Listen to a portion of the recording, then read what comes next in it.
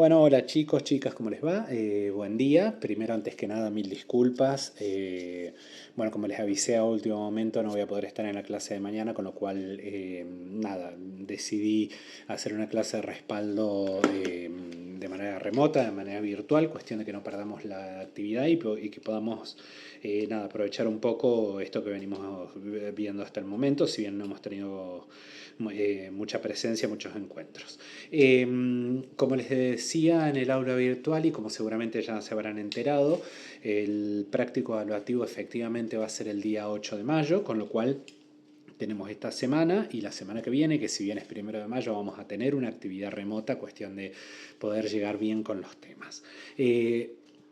Primero, antes que todo, los temas del práctico evaluativo son todas las áreas de desempeño profesional, incluyendo las áreas emergentes, más la transversalidad de la perspectiva de género como parte de una dimensión de comprensión de aquellas de los contenidos, de las formas que tenemos de entender nuestra profesión. Entonces, en ese sentido, lo que vamos a tratar de trabajar el día de hoy y lo que vamos a tratar de trabajar el viernes que viene, justamente tiene que ver con esto, con cómo pensamos, cómo entendemos desde el acompañamiento terapéutico, que un poco lo habíamos conversado el otro día en la clase sincrónica, tratar de entender cómo podemos, valga la redundancia, entender, definir y construir el rol del acompañante terapéutico en el contexto del desempeño profesional de la psicología, porque tal y cual establece la ley, cuando nosotros ingresamos a la práctica profesional, ingresamos de la mano del equipo de salud mental en ciertos dominios o territorios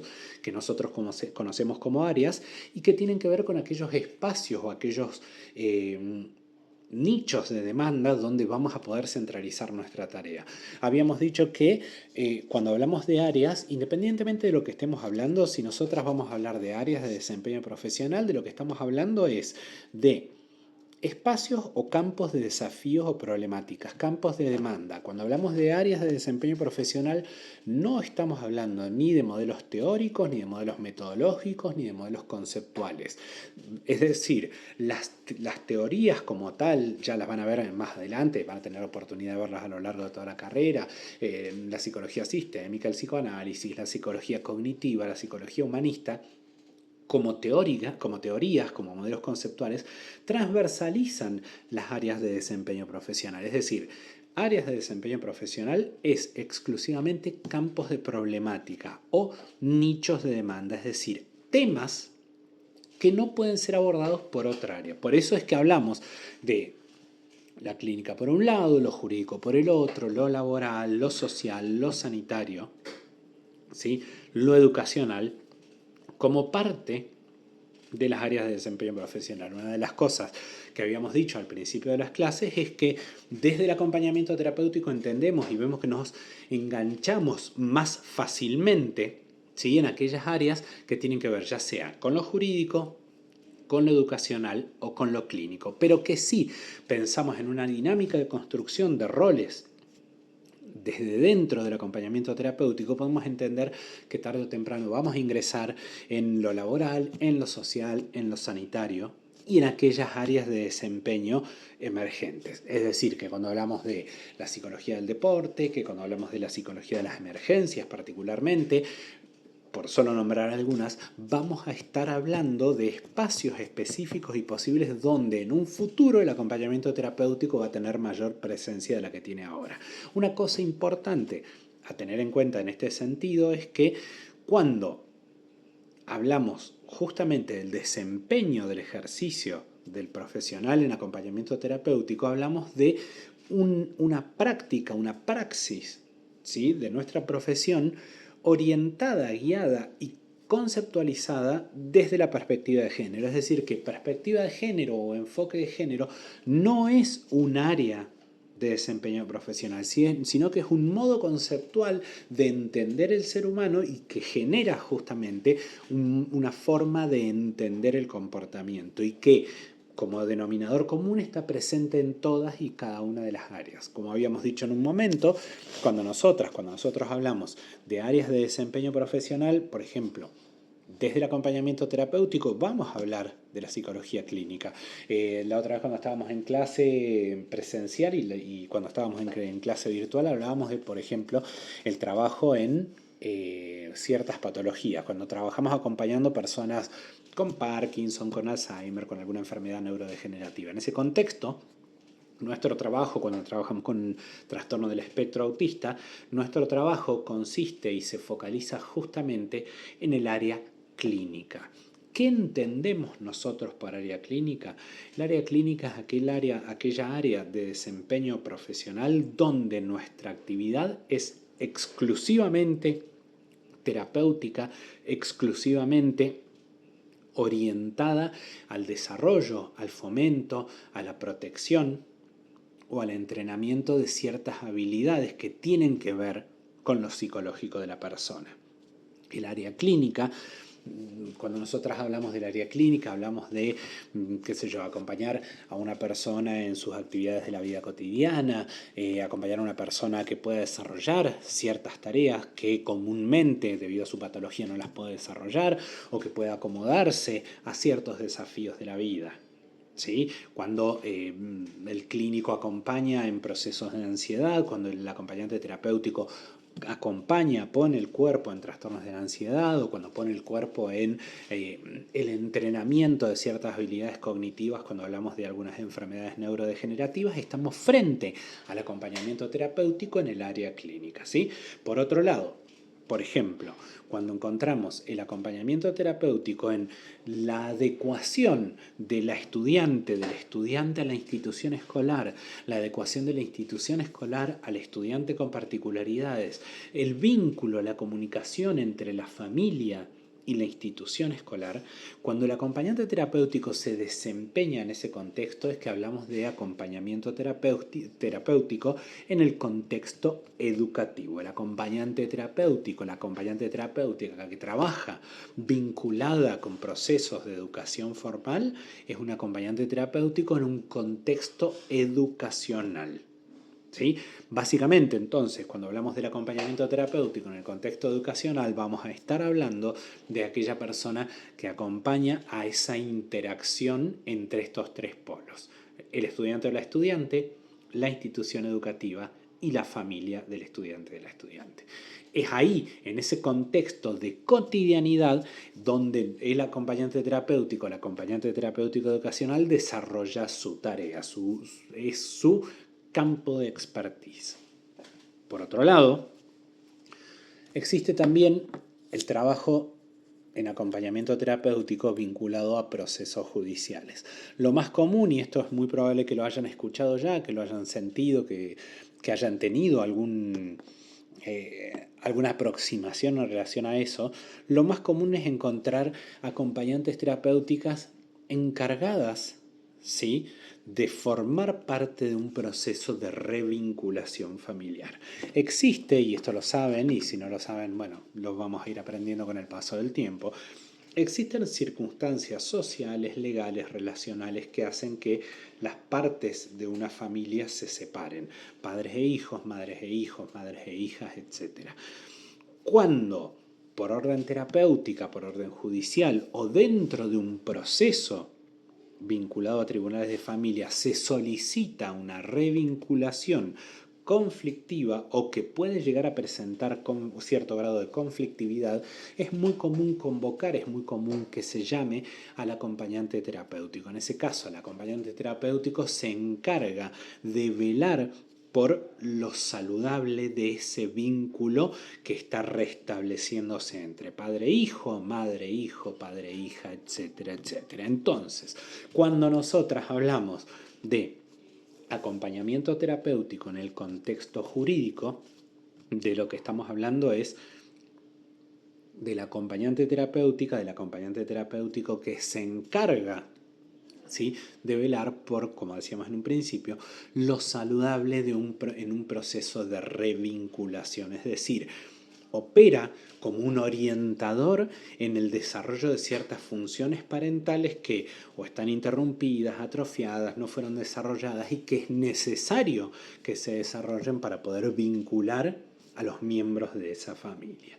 Hasta acá tenemos aquello que sabemos como o que conocemos como áreas de desempeño profesional del acompañamiento terapéutico y que son las más comunes de encontrar en nuestro trabajo, en nuestra profesión. Ahora van a encontrar dentro del manual que, como hablamos de psicología, hablamos de otras áreas de desempeño profesional, donde hoy el acompañante terapéutico no tiene presencia, pero que en un futuro la construcción, ¿sí?, del concepto de lo que entendemos por acompañamiento terapéutico nos va a ir llevando a desplegar o a conquistar otros territorios. Entonces, en ese caso, cuando hablamos de psicología social, cuando hablamos de psicología sanitaria, cuando hablamos de psicología laboral, hablamos de áreas del desempeño profesional de la psicología que están reconocidas legalmente en nuestra provincia, que tal vez sean territorios futuros de desempeño del acompañamiento terapéutico.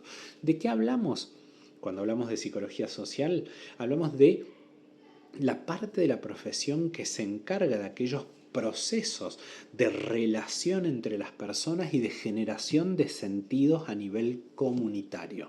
Es decir, que un psicólogo social, una psicóloga social se encarga tanto de estudiar como de intervenir sobre procesos relacionales de una comunidad. Esos procesos de relación pueden tener, qué sé yo, que ver con organizaciones cooperativas, organizaciones laborales, organizaciones educativas, religiosas, etcétera, etcétera. La psicología social intenta desenredar, comprender e intervenir sobre una trama de relaciones que tiene que ver con la construcción de sentido a nivel social, a nivel comunitario.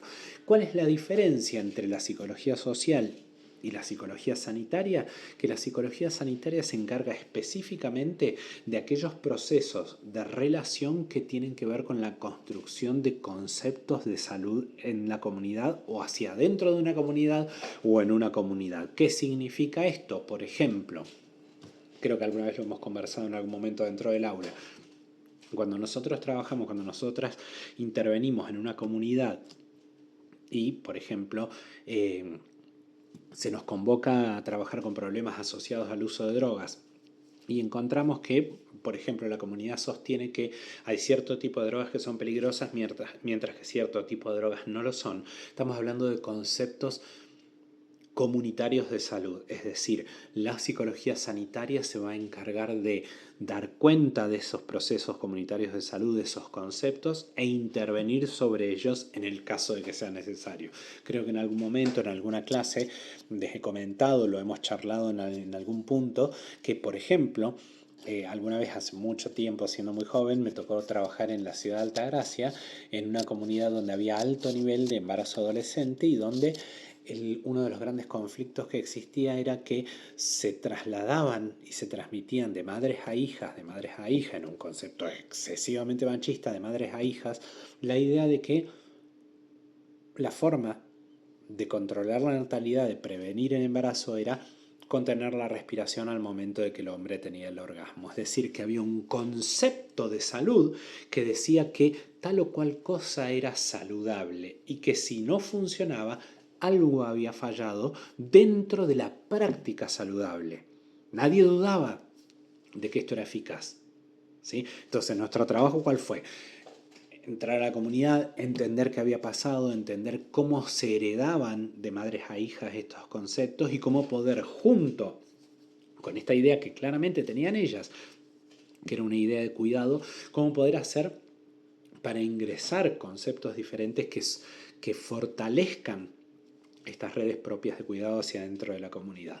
Entonces, resumiendo, la psicología social se va a encargar de aquellos procesos que tienen que ver con las relaciones interpersonales y las construcciones de sentido hacia dentro de una comunidad, mientras que la psicología sanitaria se va a encargar de promover, prevenir, difundir o intervenir sobre situaciones que tienen que ver con la salud de la comunidad, ¿sí? Y ahora, finalmente, como para terminar la estructura de áreas de desempeño profesional reconocidas por la ley, encontramos la psicología laboral como aquella que se encarga, ¿sí?, de la vinculación de la persona con la institución laboral y cómo una persona se adecua al puesto de trabajo y cómo el puesto de trabajo se acomoda a las demandas de la persona. La psicología laboral se encarga de velar, de entender, de investigar sobre aquellos elementos conceptuales que tienen que ver con el mundo del trabajo, ¿sí? Ahora, ¿cómo podemos pensar el acompañamiento terapéutico en estas tres áreas en las cuales hoy no estamos trabajando? Es muy fácil entender, por ejemplo, que podemos operar como agentes de prevención, agentes de promoción de salud, que podemos encontrar modos de acompañar procesos de construcción social comunitaria, de sentido, qué sé yo, hacia dentro de una ONG, de una cooperativa, etcétera, etcétera, y que también podemos formar parte de procesos de adaptación de las personas a situaciones laborales. Es decir, que al día de hoy, si bien el acompañamiento terapéutico lo encontramos casi exclusivamente en lo clínico, en lo jurídico o en lo educativo, es muy probable que con el paso del tiempo vayamos extendiendo nuestro desempeño. Más pensando en esto, que era algo que discutíamos en la clase anterior, que muchas veces nuestra práctica como acompañantes terapéuticas va más adelante de la propia legislación. Es decir, que la legislación que se aprobó, la ley que se aprobó hace 12 años casi, y la práctica del ejercicio presente del acompañamiento terapéutico presentan una distancia muy grande en términos de adecuación. Es decir, que lo que hoy hace el acompañamiento terapéutico hasta incluso es mayor que lo que la ley de acompañamiento terapéutico promueve o representa. Y esto está bueno que lo pensemos porque también forma parte de aquello que vamos a estudiar para el segundo práctico evaluativo, es decir, entender cómo es el ejercicio de la profesión de acuerdo a la ley, pero también cómo es en el presente. Finalmente, como para ir terminando, ir cerrando un poco, porque esto, si bien estamos hablando de áreas y si bien es una clase que no llevamos ni 20 minutos, generalmente escuchar un video es muy denso y después del video es que vamos a poder efectivamente trabajar en nuestras actividades, ¿sí? Volviendo a esto, hablamos de áreas del desempeño profesional, de aquellas 6 áreas que contempla el ejercicio de la psicología, pero también podemos pensar que hay, como ha cambiado, así como alrededor de los 90 se aprobaron las áreas de desempeño profesional en la provincia, hoy la psicología nos presenta, nos provee de espacios, ¿sí? de campos, de problemáticas, de áreas de demanda que no están contempladas en aquellas áreas. Hablábamos, por ejemplo, de la psicología del deporte, hablábamos de la psicología de las emergencias, de la psicología cibernética o la ciberpsicología. Todos territorios donde podemos pensar el desempeño de la psicología y también podemos pensar el desempeño del acompañamiento terapéutico hacia adentro. Es decir, podemos imaginarnos que, por ejemplo, el día de mañana nuestro trabajo como acompañantes terapéuticos va a tener que ver con cómo una persona se adecua a su vínculo a lo largo del desarrollo, su vínculo con las redes sociales, su vínculo con otras personas a través, ¿sí?, de lo virtual, de lo cibernético, de lo informático. También vamos a trabajar, y esto lo vamos a saber, vamos a trabajar sobre aquellas cosas que tienen que ver con la intervención en crisis o la intervención territorial en una situación de emergencia, y en ese sentido también va a ser el acompañante terapéutico el que va a poder encontrarse en la práctica y en la pragmática de la emergencia o cómo, ¿sí?, acercar a la persona que experimentó una catástrofe, que vivenció una emergencia, cómo acercarla más al polo de la salud y alejarla de la situación de riesgo o vulnerabilidad.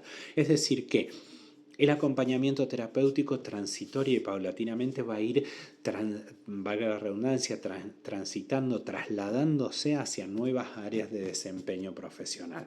Ahora bien, y como para cerrar un poco la idea, cuando nosotras hablamos de, como decíamos en un principio de la clase, enfoque de género, ya no es un área de desempeño profesional, ya no es un área de demanda o un área donde surge el pedido de intervención. El enfoque de género es una forma de entender a las personas, una forma de entender el ser humano. Y esto lo discutimos y lo vamos a discutir un montón de veces y forma parte del núcleo central de nuestra formación y de nuestro plan de estudios. Enfoque de género no tiene que ver con ideología necesariamente, ni tiene que ver con inducción social, ¿sí?, de pensamiento. Enfoque de género es entender que la mayoría de las funciones, de los roles, de las acciones que llevamos adelante como hombres o como mujeres, si hablamos de perspectivas binarias, son mayormente funciones, acciones y conceptos, subjetividades construidas socialmente. Nadie dice que yo me tengo que vestir de negro y no de rosa, nadie dice que usted se tiene que vestir con una pollera y yo con un pantalón, pero socialmente aceptamos que una mujer usa una pollera, que un varón se viste de negro. ¿Sí? Socialmente aceptamos que un varón tiene barba, que una mujer tiene pelo largo. Y así como eso, hay muchos ejemplos donde entendemos la construcción de sentidos entre las personas como la resultante de procesos sociales que definen el género de una forma y no de otra. ¿Por qué nos interesa saber esto? Porque en realidad lo que nos preocupa a nosotros de la construcción, sobre la construcción social del género, es la construcción social de las desigualdades. ¿Qué se espera que hagas vos como mujer? ¿Qué se espera que haga yo como hombre?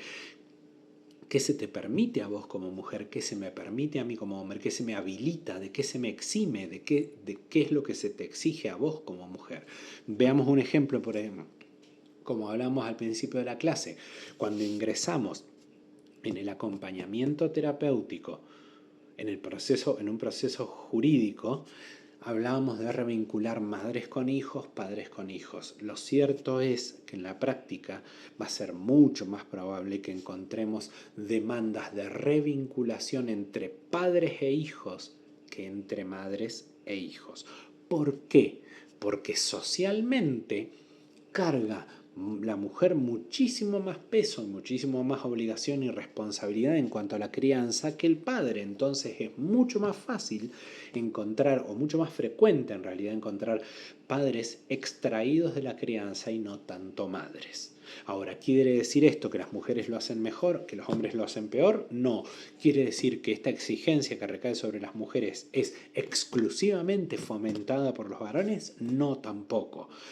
Más importante aún, ¿significa esto que el modo de entender el mundo que vamos a usar como profesionales es un modo binario donde entendemos a hombres y mujeres y tratamos de trabajar sobre la desigualdad o entender la desigualdad derivada de estos roles? No.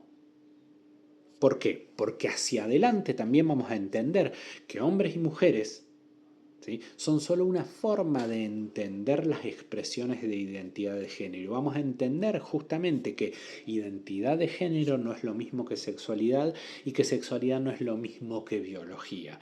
Que muchas veces podemos hablar de lo femenino y lo masculino más allá de lo biológico, más allá, ¿sí?, de la naturaleza, como también podemos hablar de identidades de género más allá de la sexualidad. Es decir que enfoque de género dentro de una profesión vinculada a la salud mental como la nuestra es una forma de entender cómo se construyen socialmente los espacios que se vinculan a la identidad y que la identidad no es necesariamente biológica. Por eso es que vamos a trabajar, porque si no lo tenemos en cuenta, vamos a trabajar con enfoque de género, porque si no lo tenemos en cuenta es muy probable que nos encontremos regularmente con padecimiento subjetivo, con padecimiento psicológico vinculado a desigualdad de género y no lo podamos detectar. ¿Estamos? Bien. Dicho esto, y como para poder terminar la clase y poder aprovechar esto que nos hayamos podido encontrar aunque sea de manera virtual, mi idea va a ser la siguiente. ¿Se acuerdan que yo les hablaba ya en un principio y se los vuelvo a repetir y se los voy a repetir en cada una de las clases? Trabajamos con inteligencia artificial como una herramienta de estudio, como una herramienta de aprendizaje. ¿Qué es lo que yo quiero? Que aprendan a preguntar, que aprendan a vincularse con una herramienta de estudio como son las inteligencias artificiales. ¿Por qué? Porque son las inteligencias artificiales las que nos van a, en esta tensión de preguntar y repreguntar, nos van a servir de respaldo para aprender aquello que queremos aprender. ¿Qué es lo que me gustaría que hagan? Bueno, por un lado, me gustaría que le pidan a la inteligencia artificial, primero, una definición sobre el acompañamiento terapéutico clínico, el acompañamiento terapéutico judicial y el acompañamiento terapéutico educacional. ¿Por qué es importante esto?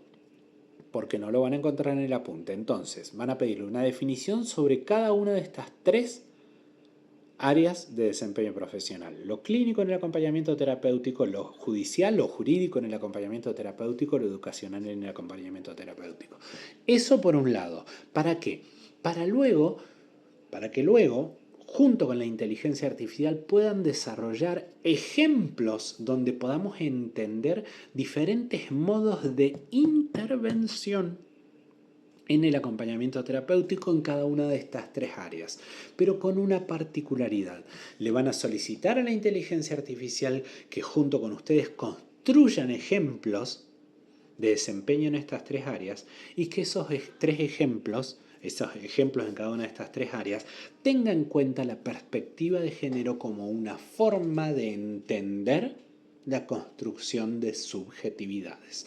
Háganlo de manera individual, háganlo en grupo, compártanlo, discútanlo. La idea es que no se queden aislados, no se queden aisladas, que puedan discutir aquello que van construyendo. La semana que viene nos vamos a volver a encontrar. El viernes es 1 de mayo, tampoco hay clase, es una semana de medidas de fuerza, es una semana de paro. Vamos a trabajar igual. Muy probablemente encontremos un hueco el día jueves para poder trabajar de manera al menos sincrónica. Obviamente vamos a dejar la clase grabada, pero para aquellas personas que puedan estar presentes, vamos a tratar de hacerlos algún día de la semana. Yo les voy a avisar con tiempo para poder encontrarnos y poder dialogar e interactuar. Por lo pronto, trabajen con esta consigna que les ha dado, tengan en cuenta lo que les dije, lean el material. Esto lo voy a subir a YouTube, esto va a estar subido en YouTube y, como les había dicho en algún momento, una herramienta muy interesante que tiene YouTube es solicitar el resumen del video. Soliciten el resumen del video sobre todo para que les resuma la consigna, que es aquella con la cual van a trabajar ustedes con inteligencia artificial. Insisto en la información del principio de la clase. El día 8 de mayo vamos a rendir el primer práctico evaluativo en el mismo horario de clase, a las 8 de la mañana, en el mismo aula. Y nada, les pido mil disculpas por no poder estar. Les aseguro que nada, nos vamos a encontrar. Y si no nos vamos a encontrar antes del práctico, nos vamos a encontrar el día del práctico, pero vamos a seguir estudiando, vamos a seguir desarrollando actividades. Chicas, chicos, tengan muy buen día y nada, nos vemos. Muchas gracias por la paciencia.